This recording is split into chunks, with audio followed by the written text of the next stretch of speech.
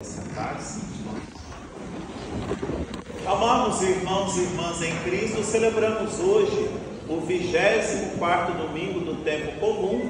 A primeira leitura convida-nos a voltar o nosso olhar ao Antigo Testamento, de um modo particular ao profeta Isaías. O profeta Isaías convida-nos a meditar acerca do servo sofredor. Essa leitura é do nosso conhecimento, nós já ouvimos e meditamos na sexta-feira da Paixão, quando nós ouvimos a primeira leitura que narra e fala sobre esse servo sofredor. Quem é esse servo sofredor que Isaías diz no Antigo Testamento? E a liturgia da igreja, nós vamos aplicar o servo sofredor como sendo o próprio Jesus. Aquele que em tudo assumiu a nossa condição humana, aquele que ofereceu o seu rosto para baterem, aquele que ofereceu as costas, a face, que não desviou o seu rosto do sofrimento. Jesus que assumiu a condição humana e Jesus não fugiu, não se afastou do sofrimento humano. Pelo contrário, Jesus abraçou, passou pelo sofrimento e nos mostrou que nós também podemos abraçar a cruz e nós também temos forças para passar pelo sofrimento humano. O sofrimento vem para nos levar a uma aproximação de Deus. O sofrimento vem para ressignificar o sentido da salvação. Portanto, a primeira leitura também termina dizendo que o próprio servo sofredor vai dizer: o Senhor Deus é o meu auxiliador. Deus está comigo, Deus é o meu auxílio. Se Deus é o meu auxílio, não tenho por que ter medo. O profeta vai terminar dizendo: quem é que vai me condenar? Quem vai me condenar se eu estou com o próprio servo, com o próprio Deus? Se Deus está contigo, se Deus está ao seu lado, se Deus é a sua força, é o seu porto seguro, não tem por que ter medo. Não tem por que termos medo, mas sim confiar, abandonar-se inteiramente, intensamente, plenamente nas mãos de Deus. Portanto, a segunda leitura de hoje da carta de São Paulo, a segunda leitura da carta de São Tiago vai ser duro nas suas palavras. Tiago vai dizer: se você tem fé, mas você não tem obras, de nada vale. Tiago vai nos convidar, dizendo que a nossa fé deve se traduzir em obras. Ou seja, se temos somente a fé e não temos obras, a fé por si só não vai te salvar. A fé por si só não te levará à salvação. Da mesma forma, somente as obras sem a fé não te levam à salvação. Portanto, é necessário fé e obras. Obras e fé. Temos que ter as duas, porque a minha fé vai me levar a obras de caridade. A minha fé vai me levar a estender a mão. Quando eu falo estender a mão, é acolher aquele que precisa, acolher aquele que sofre. Quando nós falamos de caridade, não é somente dar e receber alimento.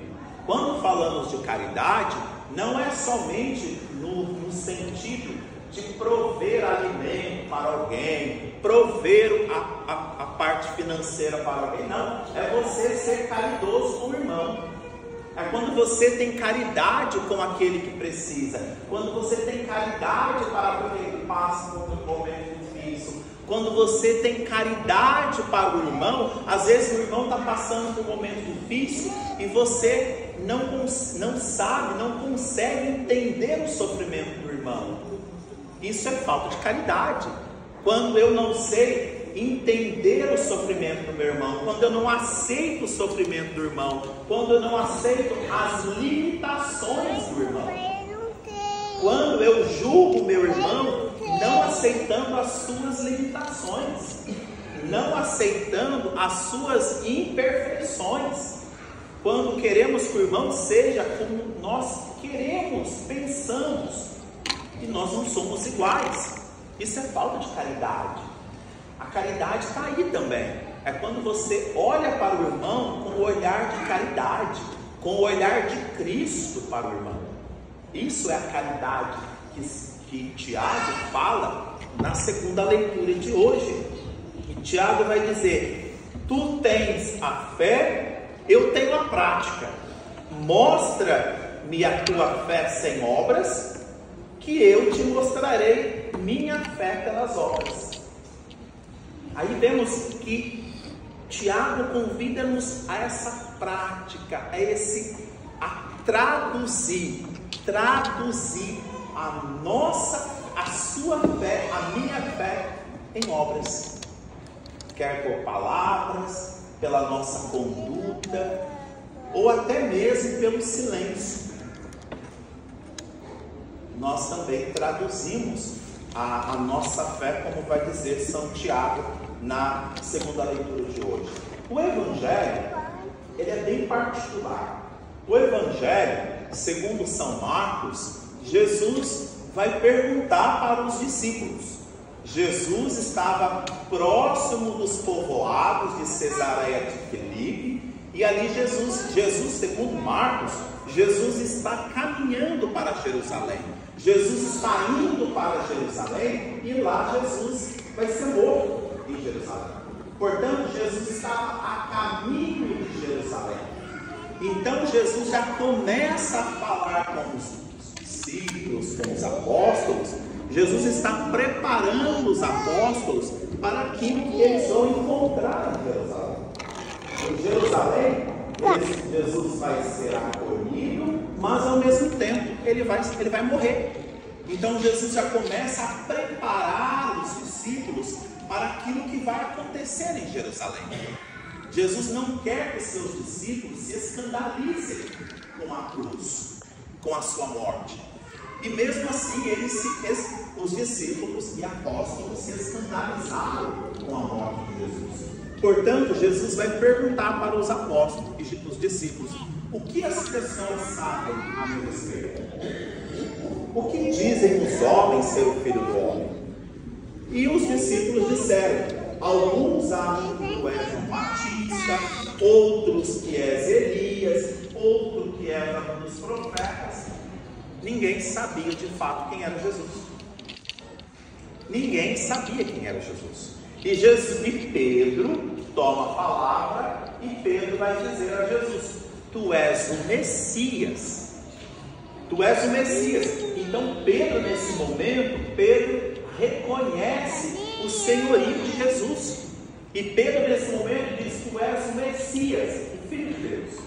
Aqui nós vemos a profissão de Pedro, o senhorio, dizendo que Jesus é o Senhor. E nesse momento Jesus vai proibir Pedro: não fale nada para ninguém do que você sabe. Jesus não queria que Pedro dissesse a ninguém que ele era o Messias. E naquele momento Jesus começa a... Por que Jesus vai dizer a Pedro: não fale que eu sou o Messias? Porque os anciãos, os mestres da lei, os escribas queriam matar Jesus. Queriam matar Jesus. E Jesus vai dizer: não fale para ninguém que eu sou o Messias. E Jesus proíbe Pedro severamente. E Jesus, nesse momento, Jesus começa a dizer para o discípulo: o Filho do Homem deve ser morto, ressuscitar ao terceiro dia. E Jesus começa nesse momento a preparar os discípulos para a sua morte. Jesus começa a preparar as pessoas que estavam próximos dele, para que eles não se escandalizassem. Aí Jesus diz: deve ser morto, ressuscitar. E Jesus olha para Pedro, e Pedro: não, Senhor, longe de ti, não, longe de ti. Pedro começa a repreender Jesus. Pedro não gostou do que Jesus estava falando, porque a cruz era uma forma muito cruel, escandalosa, era a morte mais cruel que existia. Morrer na cruz era uma forma mais ruim que tinha de uma pessoa morrer naquele tempo. Era somente aqueles que tinham uma péssima fama que morriam na cruz. A cruz não era símbolo de glória, símbolo de salvação. A cruz era símbolo de humilhação. Tanto é quando condenam Jesus à morte de cruz, estavam diminuindo Jesus. Era a pior morte que se podia ter, a cruz. Tanto é que acontece tudo o que aconteceu, que vocês já devem ter visto em filmes, nas passagens bíblicas, tudo o que aconteceu com a morte na cruz. E aí Pedro começa a dizer: não, Senhor, não vai morrer na cruz. Tu és o Messias, como você vai morrer na cruz? E Jesus: afasta de mim, Satanás, porque não pensas as coisas de Deus, as coisas dos homens. E Jesus repreende Pedro. E Jesus vai dizer que o Filho do Homem aí Jesus vai dizer, deve morrer e ressuscitar. Aí Jesus aproveita o momento e diz a Pedro: você quer me seguir? Vocês querem continuar me seguindo, mesmo sabendo que o fim vai ser a cruz? Vocês querem continuar seguindo os meus passos? Então também abrace sua cruz e me siga. Me siga. Jesus já começou a dizer para os apóstolos e discípulos: olha, vocês me seguindo, vocês vão sofrer também. Aí Jesus: então siga-me, abraça a cruz e me siga. E Jesus vai dizer para eles: se vocês abraçarem a cruz mesmo, vocês vão ganhar a vida e não vão perder. Então a liturgia de hoje convida-nos a meditar acerca do quê? Quem é Jesus? Quem é Jesus? Porque nós só conhecemos, nós só amamos o que conhecemos. Não tenho como amar a Jesus se eu não o conhecer. O que aconteceu com Pedro? Pedro buscou saber que o caminho levava à cruz. O caminho do cristão não passa pela cruz, porque a cruz é sinal do quê? De salvação e não de humilhação. A cruz é redenção, é salvação, é glória. Agora Jesus deu um novo sentido para a cruz, a morte de cruz. Portanto, o convite hoje é abraçar a nossa cruz e seguir, seja ela como for, mas seguir a Jesus. E seguir não à frente de Jesus, mas atrás, porque Jesus vai à frente e nós vamos seguindo os seus passos.